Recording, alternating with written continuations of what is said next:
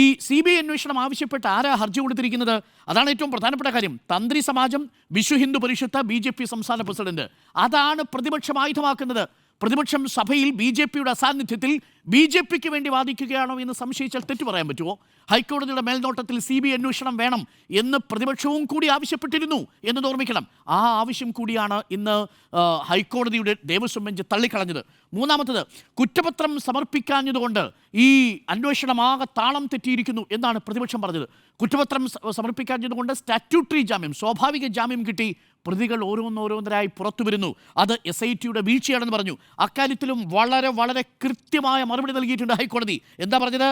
90 ദിവസത്തിനു ശേഷം ജാമ്യം ലഭിച്ചത് അന്വേഷണത്തെ ബാധിക്കുമെന്ന് ആശങ്കയില്ല. അതിസങ്കീർണമായ കേസാണ് ശബരിമലയിലെ സ്വർണ്ണക്കവർച്ച. ശബരിമലയിലെ സ്വർണ്ണക്കവർച്ച അസാധാരണ കേസെന്നും കൊലപാതകം പോലെ, മർദ്ദനം പോലെ വേഗത്തിൽ പൂർത്തിയാക്കാവുന്ന അന്വേഷണമല്ല ഇതെന്നുമാണ് പറഞ്ഞത്. അപ്പോൾ കുറ്റപത്രം സമർപ്പിക്കാത്തതിൻ്റെ പേരിൽ പ്രതികൾ ഓരോരുത്തരായി ജാമ്യം കിട്ടുന്നത് കൊണ്ട് ഈ അന്വേഷണം അട്ടിമറിക്കപ്പെടുന്നു എന്ന് പറഞ്ഞ പ്രതിപക്ഷത്തിൻ്റെ നാവടപ്പിച്ചു കഴിഞ്ഞു ഹൈക്കോടതി. പക്ഷേ നാളെയും പ്രതിപക്ഷം വരും നിയമസഭയിൽ. കാര്യം പ്രതിപക്ഷത്തിന് നിയമസഭയിൽ ഉന്നയിക്കാൻ മറ്റേത് വിഷയമുണ്ട്?